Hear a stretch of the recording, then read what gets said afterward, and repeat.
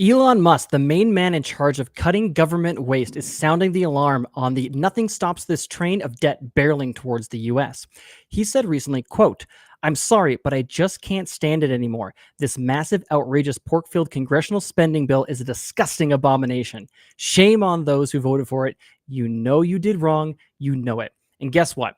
Democrats and Republicans are best buds when it comes to piling on spending. Just this weekend, Elizabeth Warren and Donald Trump both agreed on not only raising the $36.1 trillion lie of a debt ceiling, but eliminating it altogether because staying on budget is, quote, too catastrophic. Let's quickly hop over and have a listen to see what they had to say. I'll tell you, a certain senator, Elizabeth Warren, said that she would never, ever allow a default on our debt. She would never let it happen. And she would like to get rid of the debt ceiling, what's called the debt ceiling. I call it the debt extension because we really need an extension. That she'd like to see that gotten rid of. And there are many people that agree. Many Democrats agree with that.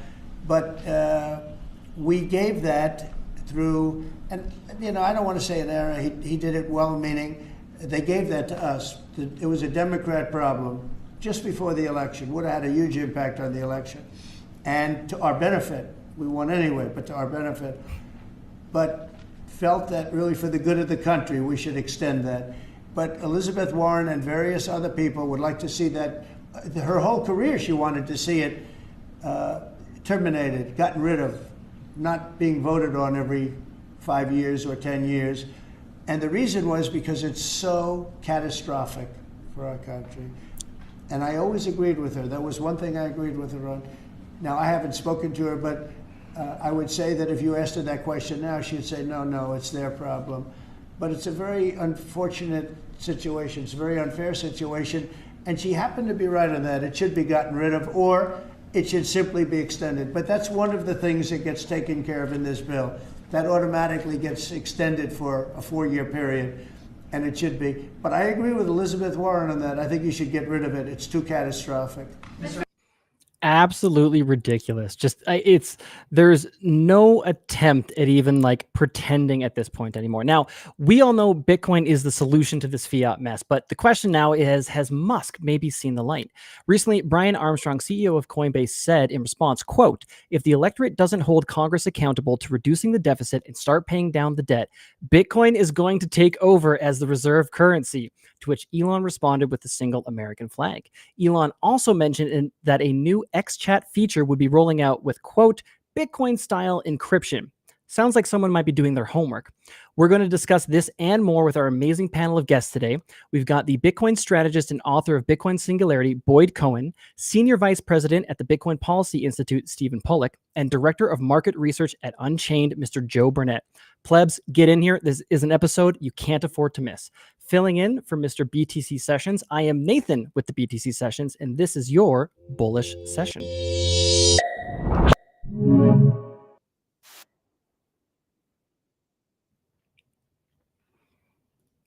All right, let's bring the team in here. We've got Stephen, Joe. Gentlemen, it's so good to see you. Thank you for joining me today. Let me get that screen sorted out in the order that it should be. We'll find our way there. There we go. Beautiful. Well, even just quickly, guys, I want to get your thoughts on that, on the congressional spending bill, where this fiscal train is going. But even to add insult to injury, I saw recently it was Jerome Powell talking about the end of the Bretton Woods era. So it seems like things might be kind of picking up. Joe, I'll throw it to you first, man. What do you take there? Yeah, I mean, from my perspective, it's kind of funny and interesting that both Elizabeth Warren and Donald Trump agree that this train actually has no brakes. It's the one thing that they agree on that Lynn Alden also mentions. I mean, to me, it's not too surprising. Like both sides of the table, might disagree on what they should be spending money on, but at this point, they both agree that they should be spending a lot more money than they actually have. And the national debt is, as Elon is starting to realize, is going to keep trending up forever, no matter if, you have Trump, who is willing to shake things up, and Elon, which was willing to shake things up. Those were maybe the Doge dream team, and they were, absolute failure at significantly reducing the the national debt and just fiscal stimulus in general. So it's like, it seems like he's starting to catch on, or he's starting to get really irritated that the train actually has no brakes, and maybe he's close to diving down the Bitcoin rabbit hole. You know, we'll see. Man, I hope so. Stephen, I'm curious your take on that too.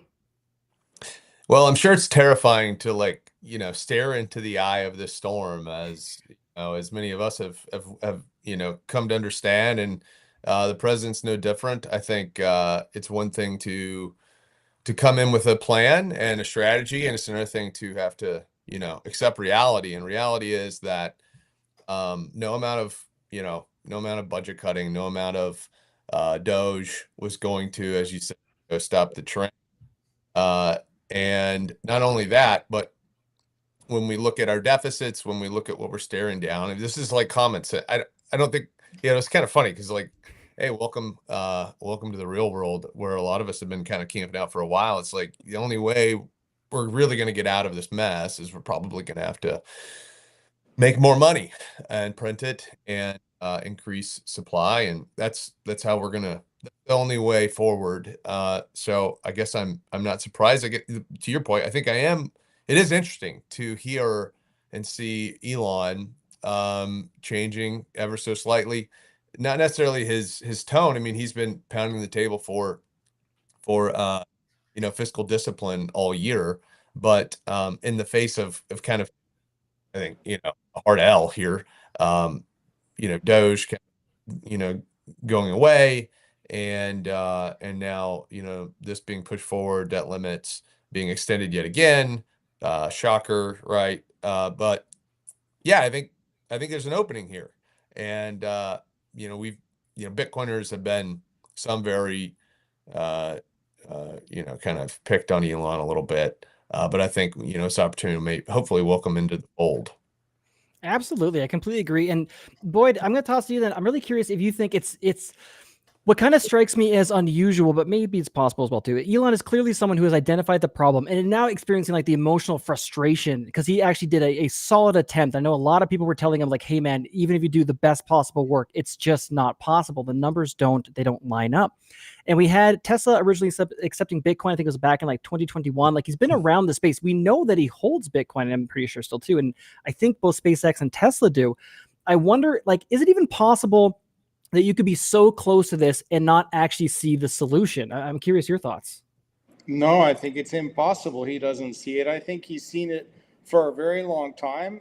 There's some ulterior motives. There's something going on there that he's gone like very silent around Bitcoin over the last several years, like way before Trump took office, even though all around Elon during the, you know, the initiation, the inauguration, everything else, there was so much discussion around the treasury, the SBR and all the rest. You would have thought he would have opined on it then, made some comments about it. He's probably been more in the last few years, more vocal around the Doge meme coin than he has been around Bitcoin, which like makes no sense whatsoever, although he's pumping his bags there. But as you say, like, he's been in the eye of the storm. He's seen it firsthand. He now knows more than we do about how hard it is to move that ship, the trains left the station, all the rest of it.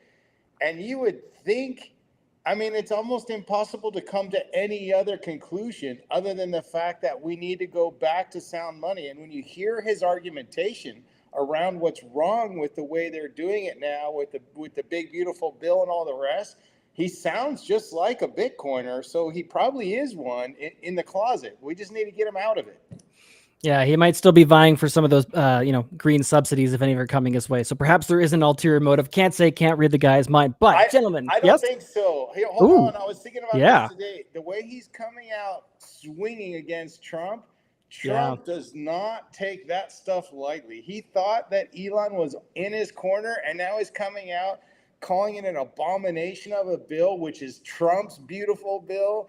I don't know. I have a feeling Trump's going to be trying to find ways to get at him by, like, I don't know, imposing tariffs on domestically made EVs in the U.S.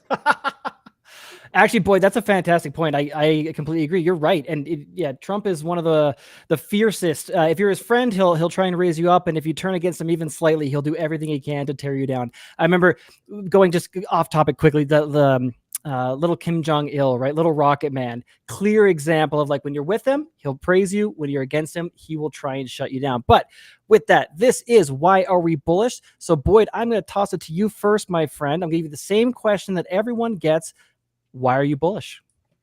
I mean, we could start with what we just said, that, you know, the U.S. realized nothing's stopping this train. They want to, you know, remove the debt ceiling. We know money's coming in. We know it happens. That injection of new money supply always ends up trickling down to Bitcoin. It's just like a black hole with gravity just sucking anything that's of less value into it.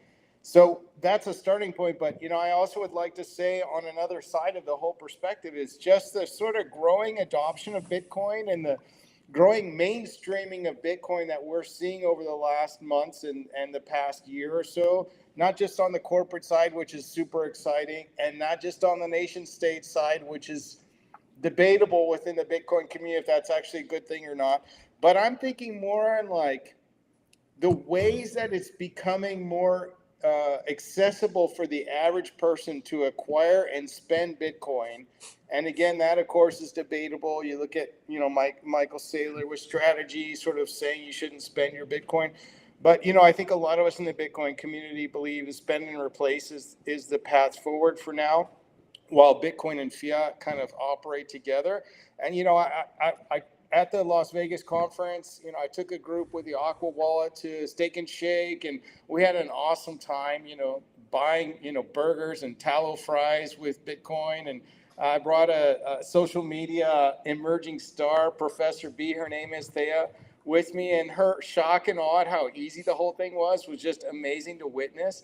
And then you look like right around the same time, you know, Square announces that now all of their POS terminals, I don't know how many have, I've heard something like 5-10 million, I'm not sure, small businesses have these terminals, and they're going to make it so that it's not like the retailers have to do anything to adapt or sign up for, opt into this. It's just going to be a default setting in there that for any customer that comes and wants to pay in Bitcoin, they can. And of course, it could be automatically diverted to fiat if the retailer wants, or it could be used as like forced savings if they want. I think we're starting to see, we're on the cusp of mainstreaming Bitcoin across all levels of society. And this, you know, convergence from just a store of value, the best ever seen in the world, to also being the best money in the world. We're witnessing it firsthand, and we're lucky to have a seat at the table. Yeah, amen to that, right? I feel unbelievably lucky to be here. And it's funny because it kind of feels to me like, I know it's not actually, but like Dorsey versus Saylor on this medium of exchange at front, where we got one really pushing, no, it's fine, guys. Dollar's fine. Don't worry about it. Just a store value. And then we got Dorsey going out there and looking at including this at every Square terminal. So Joe, I'll start with you. What are your thoughts on Boyd's reason for being bullish? I agree with a lot of what Boyd said there. I mean, I've been to Steak and Shake twice now, actually. Spent some stats. It's been an awesome experience, actually. Like going to the terminal, because you don't even talk to a person, or at least the one that I went to. Scan the QR code. It's a pretty much instant experience, and the burger and the fries and the milkshake that I had the second time was pretty good. So it was an awesome experience. I mean, yeah, like I said, I agree with what Boyd said. I think overall, it's still so early in global Bitcoin adoption that most people really just have like no idea. I think a big thing that I've been thinking about recently is MicroStrategy potentially entering the S&P 500 next quarter. Because I think a lot of people, in fact, like, you know, like 99.9% of people are kind of just like sleepwalking through their finances and sleepwalking through saving in their 401k or their IRA. They're, you know, listening to their traditional financial advisor. They're buying passive index funds that just decide to buy everything in the market and effectively just follows the market. And so I think having MicroStrategy potentially enter the S&P 500 later this year, if it qualifies and if the S&P committee grants it into the index, could be huge, because that will pretty much instantly enable everyone with a, you know, typical 401k that just does the basic, you know, target date portfolio or just decides to invest in index funds. Now they'll actually have a pretty significant allocation to Bitcoin, whether they know it or not. And then financial advisors that just kind of preach the same thing, build this, you know, massive diversified portfolio of variety of different assets.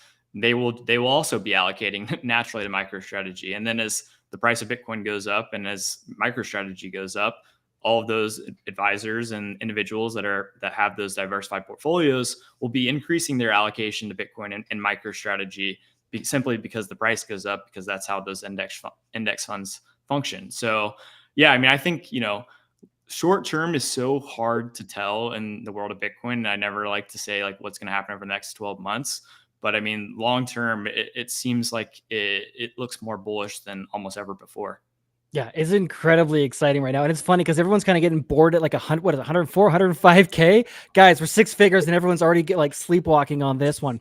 Jumping back to Boyd's comment on medium of exchange, Stephen, I want to get your thoughts. But before I let you go there too, one thing I want to interject is you're right, Boyd. Spend and replace, absolutely. Way to go. It gives you a chance to practice it, right? A lot of people in the Western world, it's just hodling. You don't get a chance to use your signing devices to actually familiarize yourself with Bitcoin on the day-to-day level. And I will say from personal experience too, if you can get paid in Bitcoin, it's wonderful. And there's some sort of a psychological switch there where I had such an aversion to spending my sats when I was, fiat to Bitcoin and then putting them away. When I got paid in Bitcoin, I was actually kind of excited to go out and then just use it. I want to try it at merchants. I want to spend it. If I had a Steak and Shake nearby, I would absolutely be using it. But Stephen, medium of exchange, excitement for Bitcoin. What are your thoughts, man? Yeah, I mean, I think if there's one thing I think Steak and Shake wants to accomplish is sell more burgers and French fries. And so, I mean, that's their goal in life, right? And so if we see a major retailer, a major chain, when we see these types of companies getting to adopt Bitcoin, and not only adopt it, but, show up with dancing cows, yeah, that was a little cringe. at a Bitcoin conference in Vegas and speak on stage and use this, again, not just as a thing they're doing, but as something they're actively promoting. That's the focus of a massive major marketing campaign.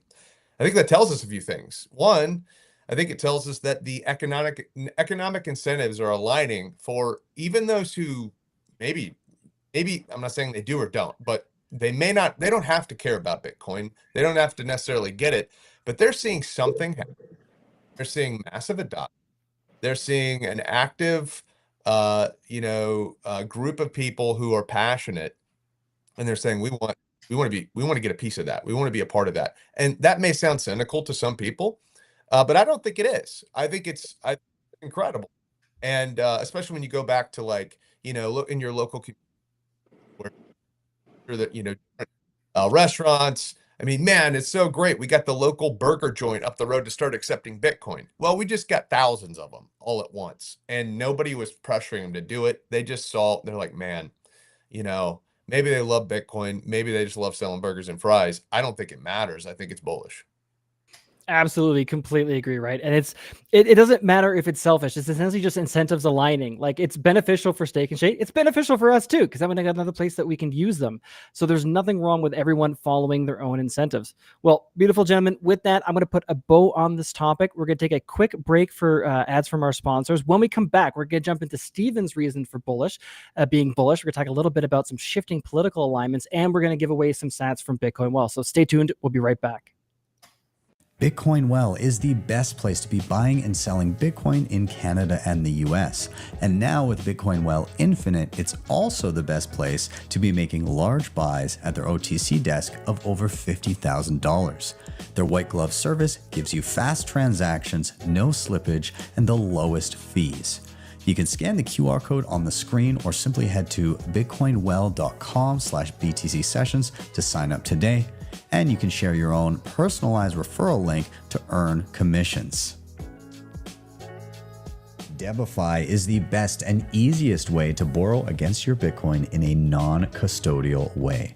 Funds are held in a multisig escrow where you hold a key, and the platform allows for excellent hardware like the Cold Card Mark IV and the Q. You have access to flexible conditions, the best rates, and institutional grade liquidity. If you're looking to make use of your capital, don't sell your Bitcoin, borrow against it. You can head over to debify.com to check them out, or simply scan. Bitcoin Well is the... Sorry about that. All right, gentlemen, we are back, and let's go ahead and pull up the Bitcoin Well wishing well. for anyone who's not familiar, anytime that you buy sats, you stack sats, you DCA, you refer a friend, you earn points. You can take those points, throw them into the wishing well, and redeem them for your chance to win. So let's go ahead, hit that, get the good old random number generator, see what we're giving away today.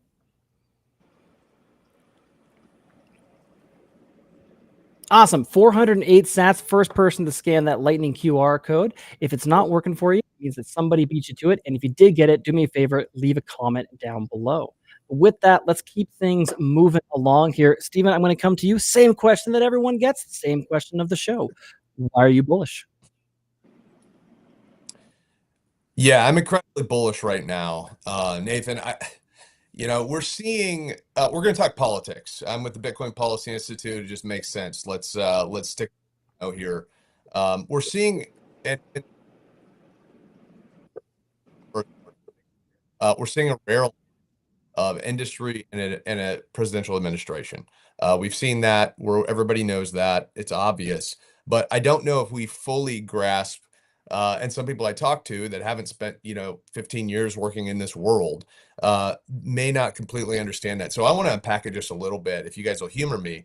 And the reason this matters, just so we're clear from the outset, is because we have this alignment where we have our industry and we have an administration. The administration saying, tell us, like, we want to hear what you're thinking. We want to hear what you need, what you want. They're asking that. And I'll give you a huge example of that here in a minute. But we can set the policy rails for success for decades to come. And we have just an unprecedented window of opportunity to do so. The obvious example of this was just last week in Vegas, and you guys may have already hit on it 3 or 4 times by now, and it's not going to hurt to hit it again. Vice President Vance came and spoke at a Bitcoin conference.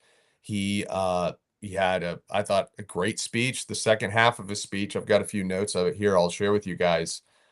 He talked about Bitcoin. He's talked about expanded access to banking.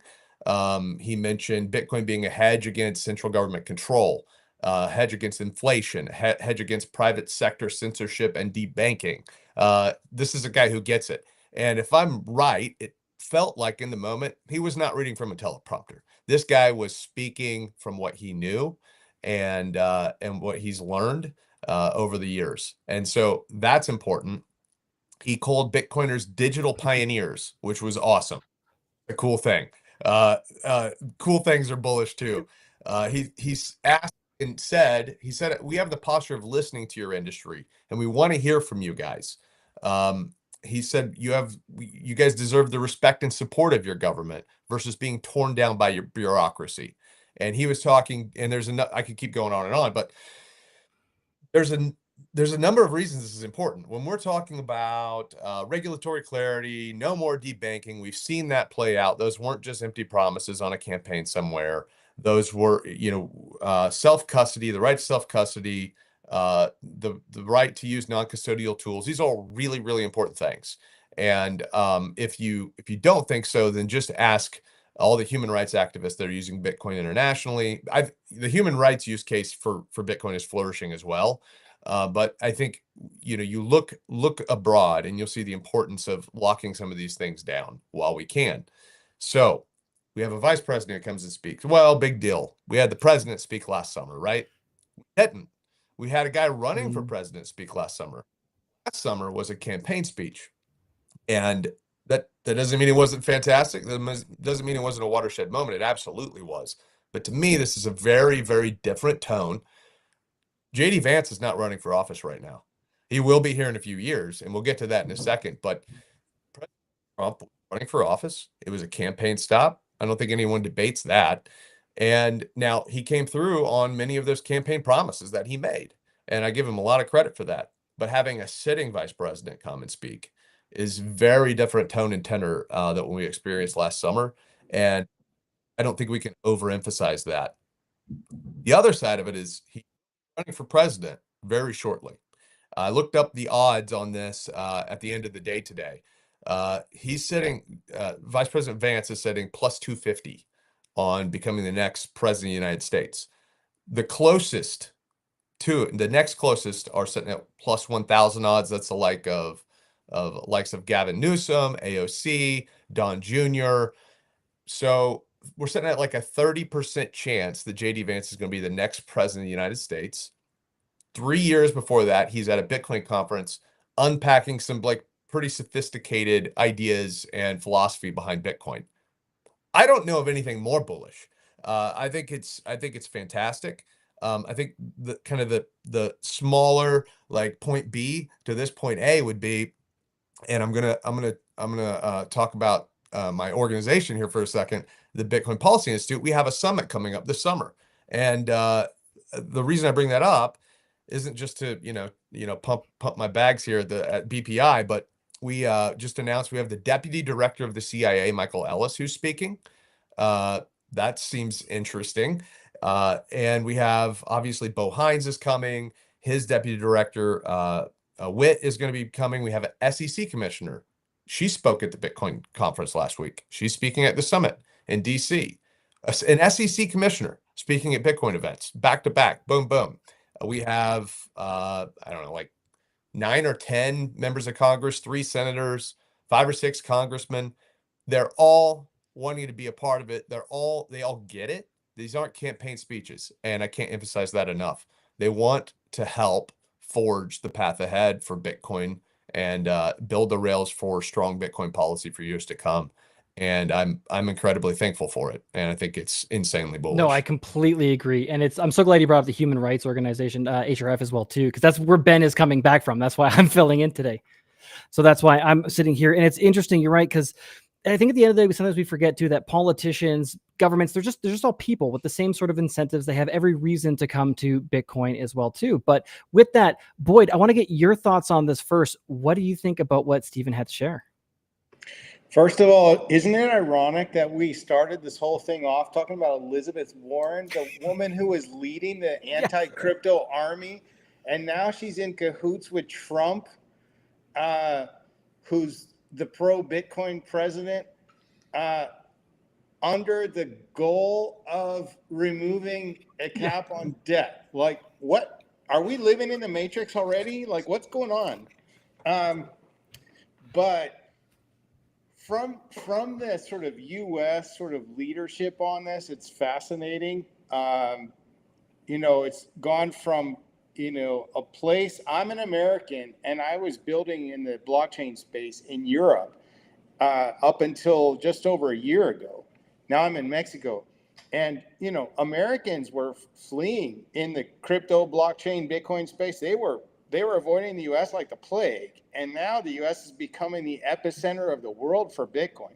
I've seen some data that shows if you look directly and indirectly at holdings of Bitcoin worldwide, it's something like up to 30 to 40% of all Bitcoin is held somewhere in the U.S. or by Americans or American companies.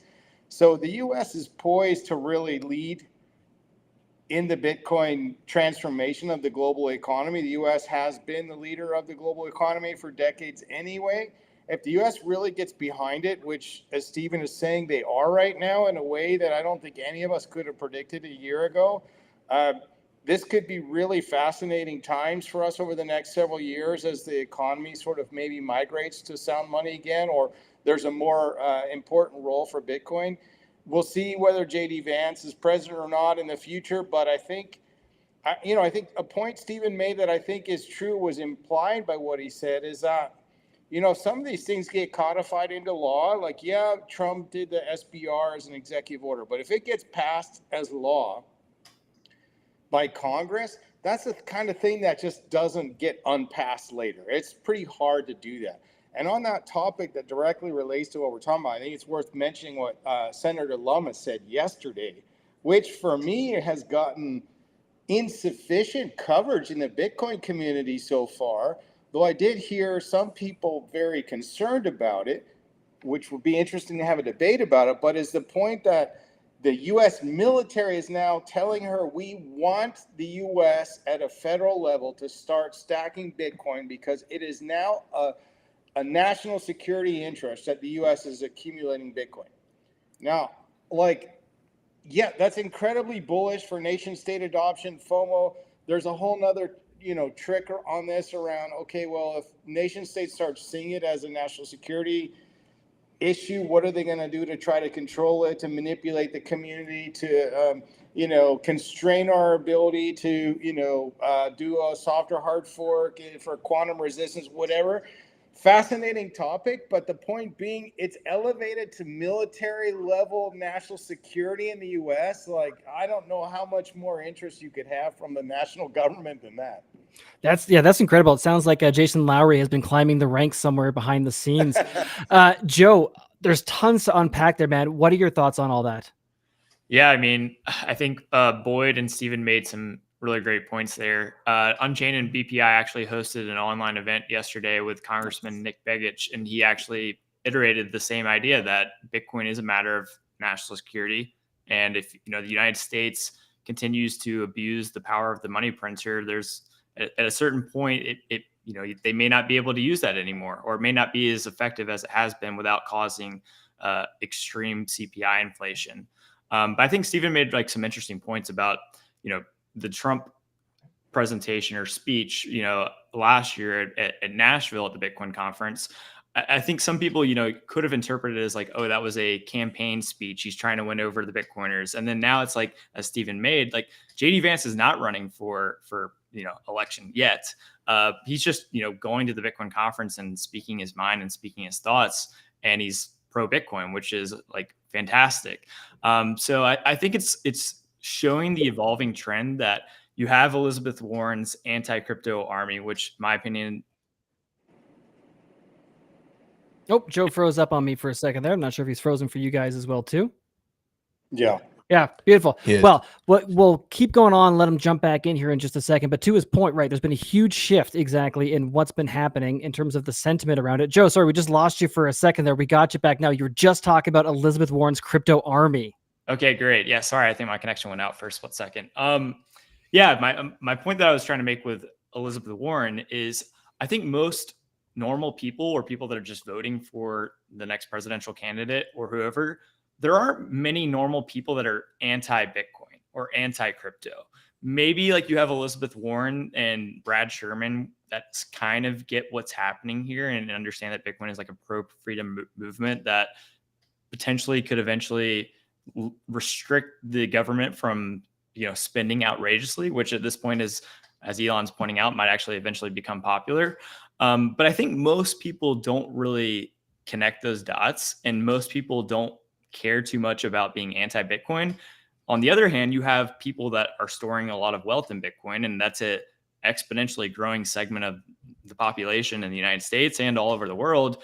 And those people really care about Bitcoin. Like if there is a candidate that's against Bitcoin, they're not going to vote for that candidate at all. They almost become like a single one voter issue. So I think that it's just like it's an important point that should be made that, pro Bitcoin candidates are probably going to keep winning, and it's only going to become more important as Bitcoin becomes a more widely held asset. The other thing I kind of want to highlight, and I mentioned this kind of in passing, but spending a career working in the political world, wearing every hat you can imagine, I realize many Bitcoiners are, very political now. Some weren't, and some still aren't. Some don't want to have anything to do with it. I get it. I don't blame you. But Bitcoin's been in the political spotlight. We have, presidents and vice presidents speaking at the conferences. But this is a recent phenomenon among, in the Bitcoin world for sure. It was, nobody even knew what it was like 3 years ago, right? Like people were like, I don't know what you're talking about Bitcoin. I don't know how insane this trajectory has been. We're spoiled. I think we're spoiled rotten. Like this does not happen this way. You do not suddenly show up and then the president comes and then you're the talk of the town in Washington, D.C. And this just happens overnight, especially when you don't have, like a CEO, an Elon Musk, who's, a multi-billionaire, who, or has all this influence. This is really of the, unimaginable grassroots movements that's like ever happened. It just is, it doesn't make any sense. But unless if you're looking at it through the lens that we do, it makes a lot of sense. But I just think I can't overemphasize how insane the entire thing is, and I hope everyone can appreciate that. No, dude, I really do. completely agree. Like, I could have the dates off a little bit, but like, wasn't it like a year and a half ago, or maybe a little bit longer? Like, we just got the ETFs, and that felt like the dream on the horizon. We went from like ETFs to US adoption at a speed that I did not think was fathomable, right? I did not expect that the US government would possibly be front running some of just like your everyday no coiners. I did not think that would happen. I figured it would have been basically complete, almost like public adoption before we reached that kind of level. And to your point, like it's not just the US. Like we had another pro Bitcoin candidate now just elected in South Korea. And it really feels like to me, it's Bitcoin's almost entering the position of one. So everybody already knows the name of the brand. And now we're at the point that everybody has to have an opinion on it. And it seems like governments and political officials are having to basically dictate, or announce where their position is, where their stance is. They have to have some sort of Bitcoin policy, whether pro or against. They have to have some sort of Bitcoin policy. It's become a major campaign issue, and I think it will get to the point where essentially it's almost like saying that, like, yeah, we're going to give you more stuff and we're going to cut taxes and we're going to adopt Bitcoin. It's like, yeah, that just makes sense. We can move on and talk about other things at this point. I'm curious what you guys think, because I have this suspicion that, like, for me, the US adopting Bitcoin makes perfect sense. That I think it's the nations that have particularly are very energy rich. They have a lot of energy resources, but more or less just resources in general, that they're the ones that are going to be trying to ride the wave of monetization, ride the wave of Bitcoin adoption. But countries that necessarily don't have those sort of things, that are maybe more in services industry or financial sector is more kind of their bread and butter, have kind of a reason to want to hang on to the money printer, because they don't really have things that'll be necessarily in demand or be able to demand Bitcoin for them. Steve, I'll just pass it back to you. Your initial thoughts kind of on that idea. I think that makes sense. Like at first blush, I think countries that have debt should find Bitcoin interesting. I think countries that, like you said, energy rich, find it interesting. I think countries that aren't should find it interesting, because it's a way for them to become more self-efficient and to build out their energy. I don't know if they're quite there yet. I think countries that have a lot of power find Bitcoin interesting, as apparently Senator Lummis's military were saying. I'm not surprised to hear that. That's something some people have been writing about for a while. Bitcoin and nation state competition. There's a number of different layers there, and I think any country that really does some like soul searching will look at their balance sheet or look at their strategic alignment or lack thereof, or their place in the world, and say, I think this would be a lot better if we had a little Bitcoin. And so I don't know, they're not all there yet, but I think there's probably way more people than there were 12, 18 months ago. Were last, barely a year ago.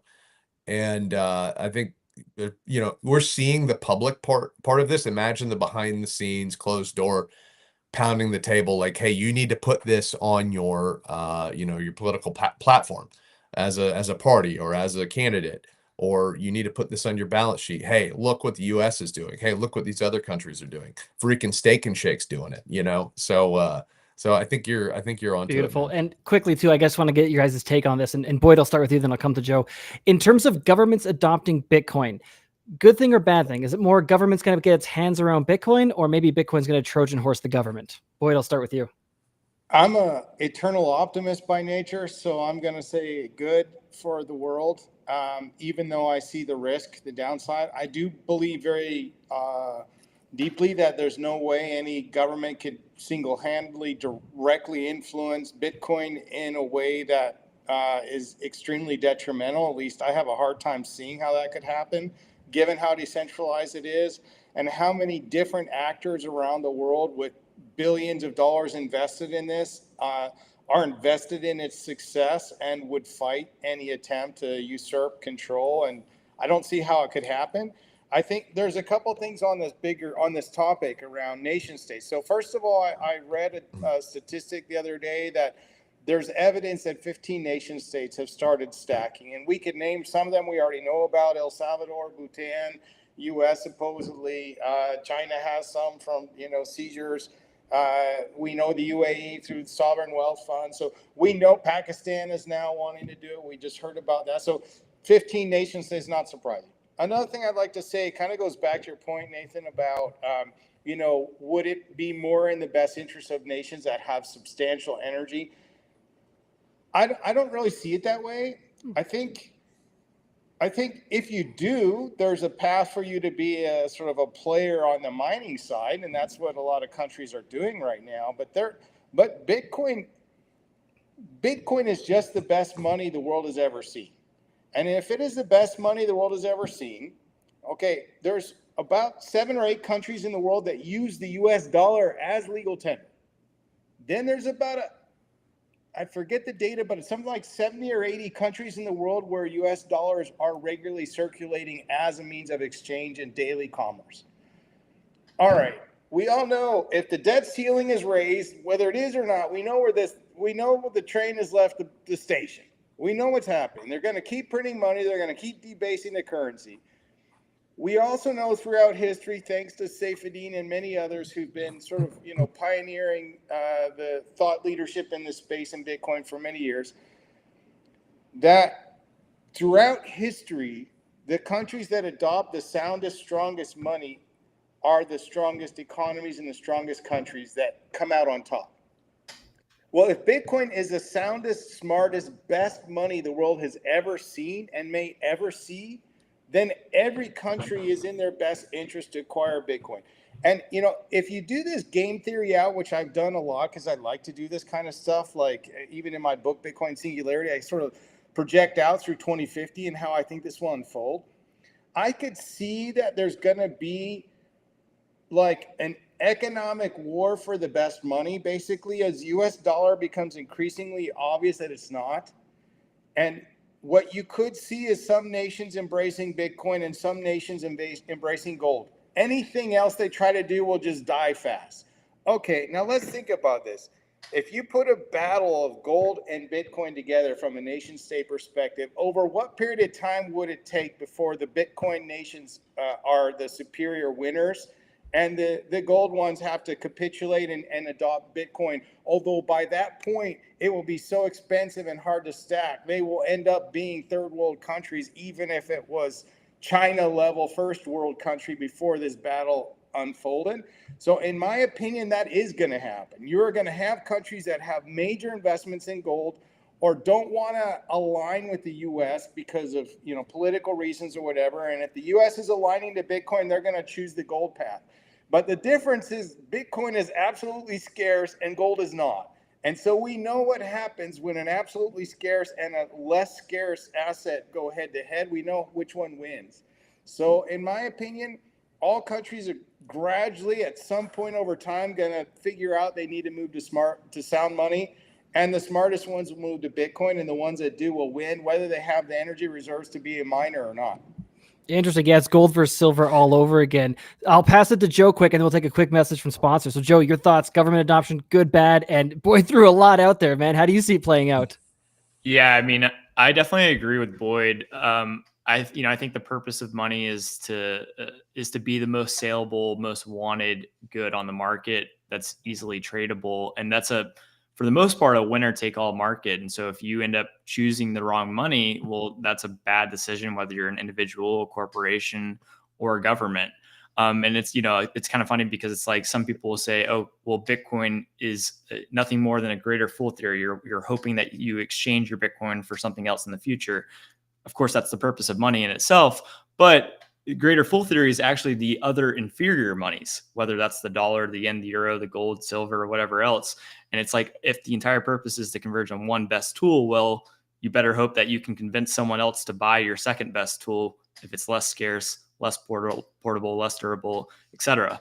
On the topic of governments, adopting Bitcoin as a strategic reserve or just embracing it overall, whether that's good or bad, I don't think it necessarily matters what we decide, right? Like if Bitcoin is the best form of money, it has the best monetary properties, they're probably going to be adopting it no matter what I think, or what anyone really thinks. And so we're probably just going to have to watch it play out and see what happens, rather than, say like, oh, this is going to be good or this is going to be bad. Overall, if I had to narrow it down, I would say it's still going to be good. Like Boyd said, I'm a natural optimist. And I think that, right now it's not healthy that countries have this endless money printer to do whatever they want, whether it's to fund war or unnecessary programs that are not needed. It's good to have some discipline and some balance to limiting the size of government. And I think, sound money does exactly that. So yeah, I agree with a lot of what Boyd said. Beautiful, beautiful. I gotta say, yeah, I'm very optimistic that wherever Bitcoin goes, it sneaks in some freedom there with it. But with that, guys, I'm gonna put a bow on this topic. We're gonna take a quick break for sponsors. When we come back, we already hinted at it a little bit earlier too, but we're gonna dive into Joe's reason for being bullish. Stay right with us. Looking for a simple and secure way to manage your Bitcoin on mobile? AQUA Wallet has you covered.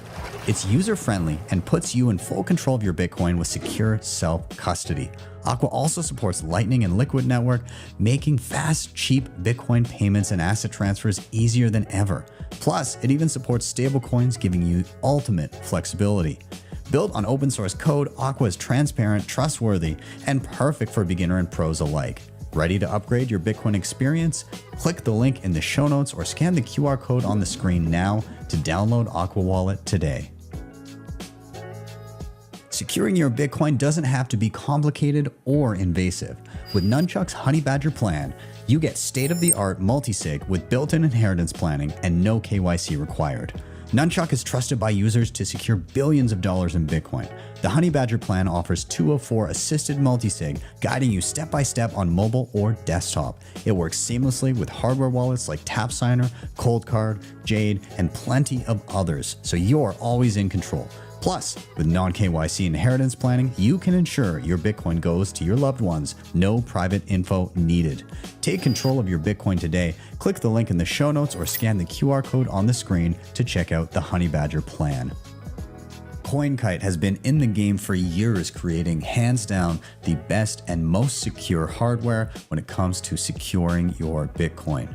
The ColdCard Q is an absolute powerhouse and my daily driver, and it's ideal for newcomers and advanced users alike. The TapSigner gives you a low-cost, user-friendly option for those just getting started or for convenience when traveling.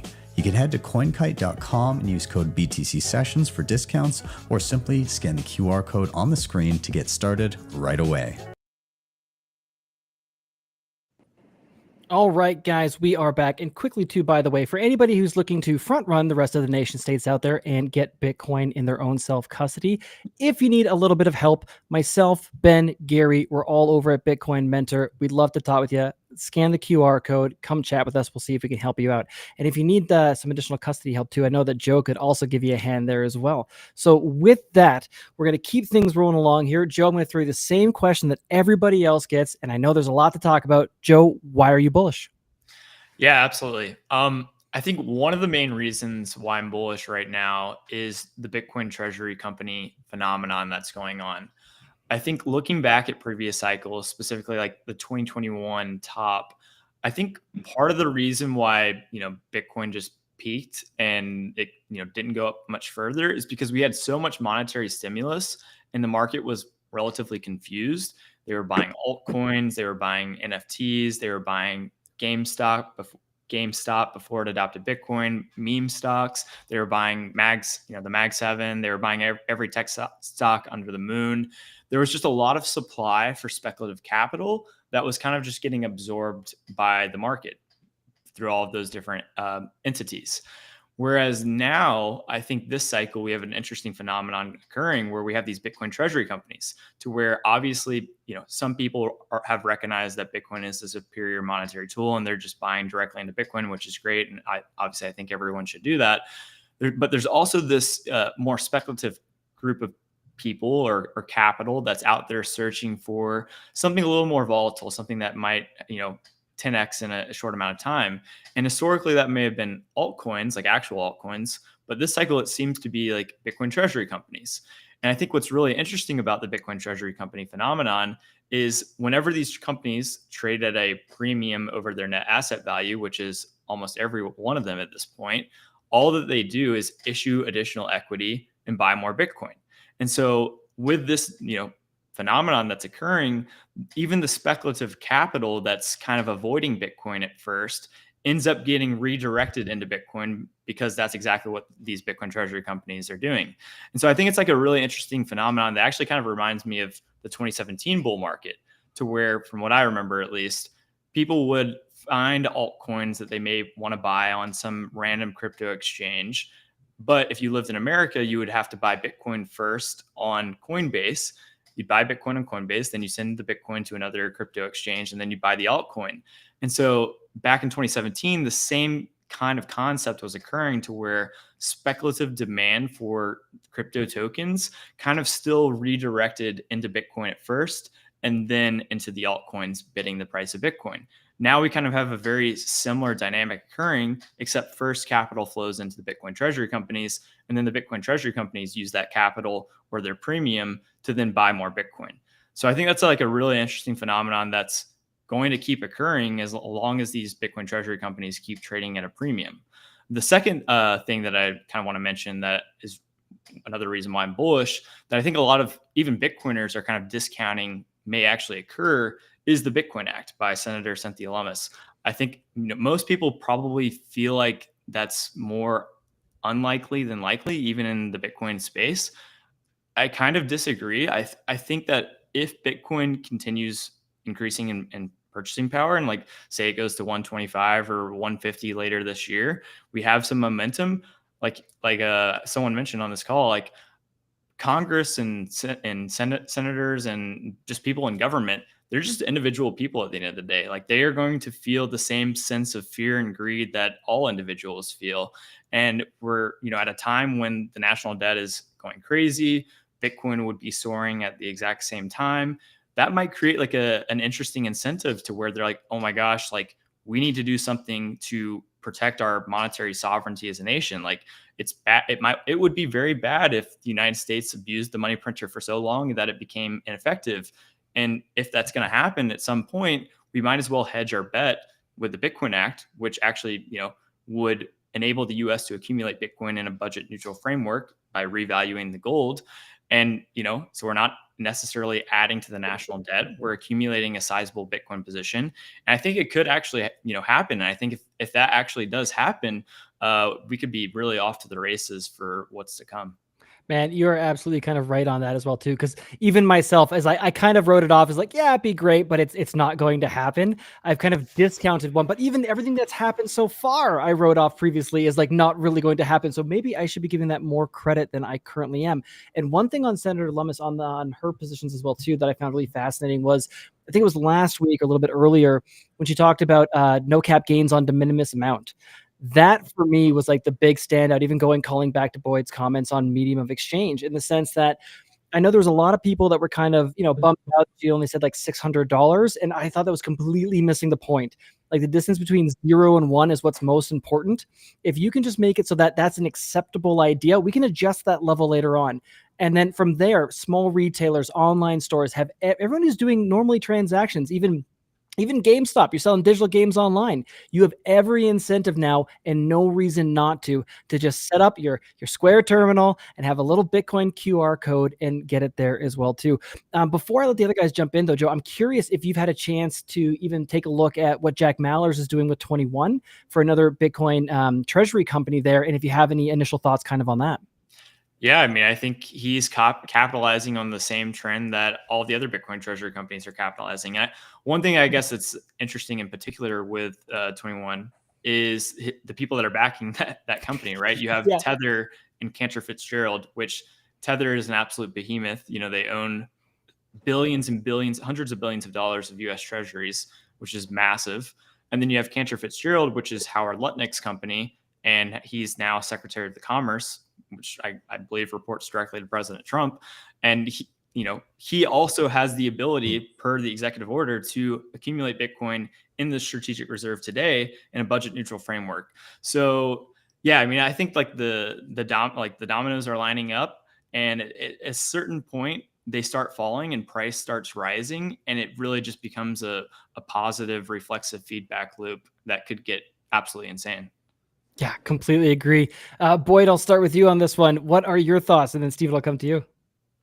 I agree with Joe on both fronts. I also am bullish and believe that the Bitcoin Act will get passed somehow. I'm not exactly sure in what form. In Congress it'll get watered down or maybe be altered. But I think the U.S. is going to start stacking this year, and I agree with Joe. It's going to be crazy time when that happens in terms of price action and FOMO from other nation states, and it will sort of further endorse any U.S. state, which we haven't even mentioned yet. That's exciting too. That states are starting to pass their own SBRs, etc.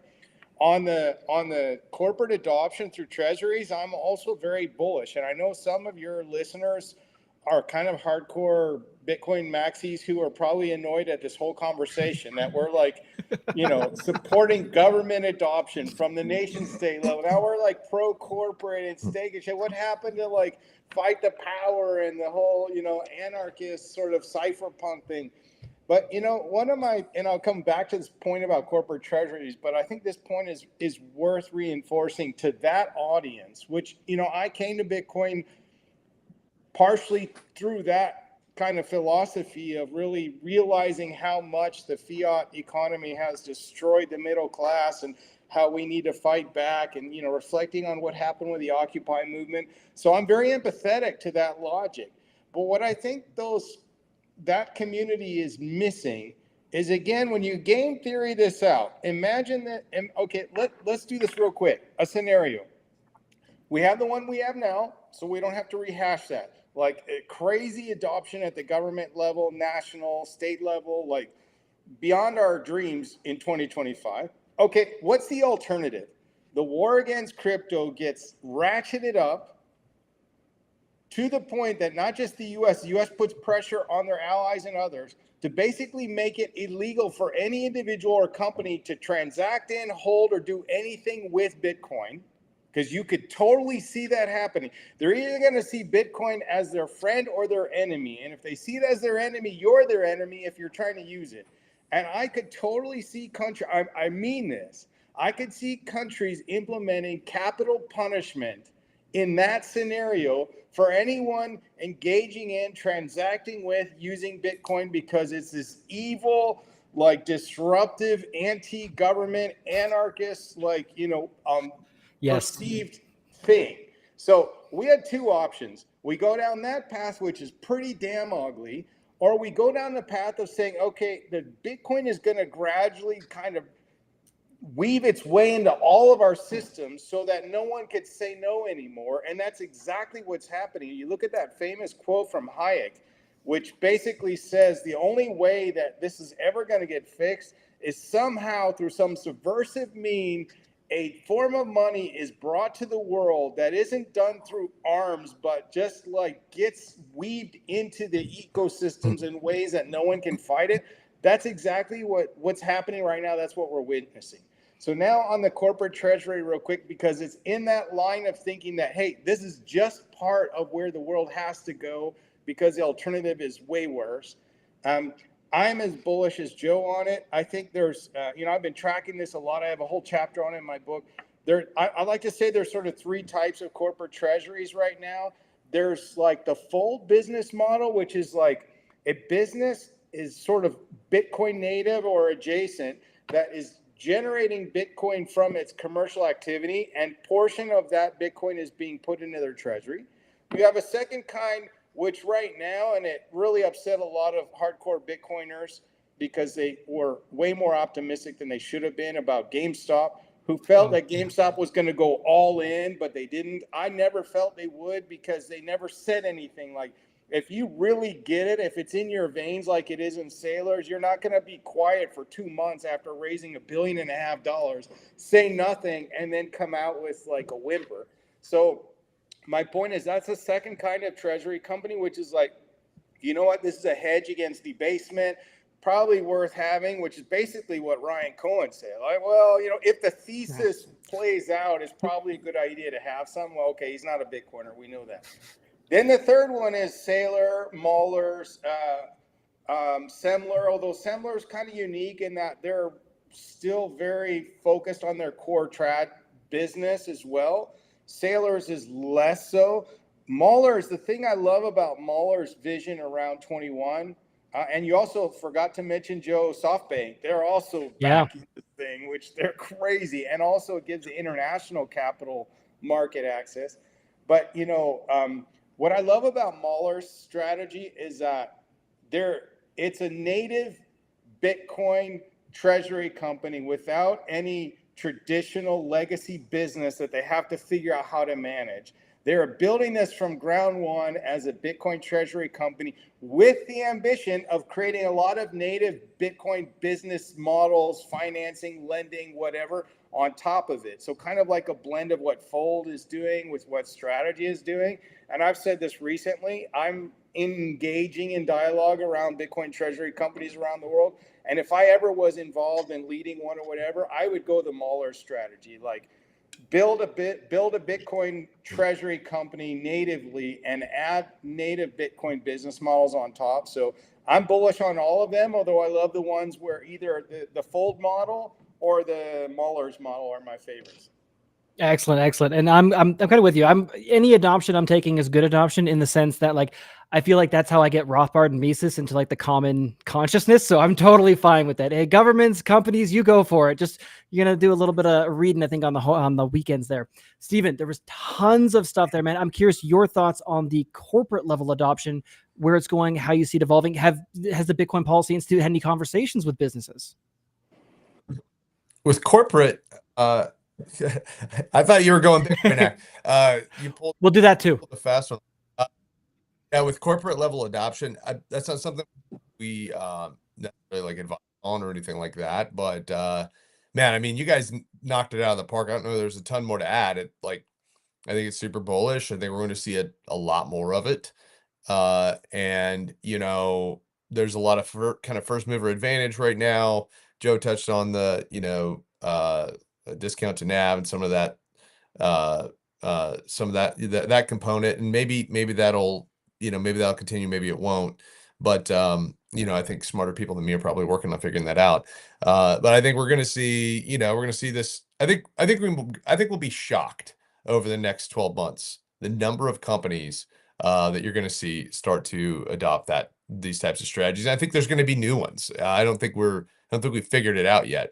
I think this is sort of the tip of the iceberg on creative ways that traditional, financial institutions and other types of businesses are going to experiment with ways to use Bitcoin. I think one of those is the idea of bit bonds, which Andrew Hones did a keynote at our Bitcoin for America event in March, kind of laying the foundation for this idea. And when I first heard about it, I was like, that sounds a little out there, and but cool, like great. Hey, shoot your shot. And we started working on it. Some of the guys at BPI did a white paper on it, and now it's starting to, we're kind of like this, there's people starting to kind of raise some eyebrows. And I think it makes a ton of sense now. I think, wow, that's a brilliant idea. So I think we're going to see a lot of those types of strategies be tested and tried. I think we're just getting started. I mean, I think we're really just getting started. No, I completely agree. And funny enough too, I think that there's something to the stake and shake model as well too, that we might see more companies enter the space, especially if there's something like a digital product or digital service, and then just pocketing that Bitcoin as their treasury. But I did steal your thunder a little bit there. The Bitcoin Act, give me your thoughts on that. Yeah, well, Bitcoin Act, two things. One, Bitcoiners are just spoiled rotten with Senator Cynthia Lummis. I mean, it's hilarious how just unbelievable she is. Most industry groups would cut off their left hand in order to have an advocate like her, who's not only so passionate, but also so just sophisticated and dialed in, intelligent, understands the technology, understands the industry inside and out, understands the Bitcoin network. She has a fantastic team of just sharp people who are working on this. This isn't and I don't know if you guys have, how much, people listening have have dove into this, but like this is a very serious piece of legislation. It's gaining a ton of momentum and has been for quite some time. Senators like Jim Justice, Senator Marsha Blackburn, a number of co-signees on this bill on the Senate side and on the House side. And so we have a lot of momentum on this right now. And I don't think it's a nice to have. I don't think, oh, that would be cool if that'd be crazy. I think this is something we absolutely need to pass. That has to be done. We have a massive advantage. This was mentioned earlier. The U.S. has somewhere between 30 and 40% of Bitcoin that's owned by U.S. hands, whether it's U.S. residents, companies, governments, whatever. 30% or 40% of all Bitcoin. You guys know, do you guys happen to know anyone what percent of gold we own? No, not a clue. 10%. Boyd gets some extra credit. 10% of gold. And so, yeah, we have a lot of gold. That's a lot of the gold to have 10% of the gold. We have 40% of the Bitcoin. So we have a massive first mover advantage as a country on this. And we have to seize that and capitalize on that long term, protect against some of the things, that everyone is rightly concerned about. Obviously, Bitcoin was created for out of certain environments and for certain environments. That doesn't mean we want that environment in our country, right? Like I would prefer to live in a place where the government's like, sure, use self-custody. Yeah, go for it, man. Like, non-custodial tools, fantastic. I would prefer that over like having to, deal with the opposite. And so I want my, kids and family to grow up in a place with a government that's for that. I think everyone with a lick of common sense would.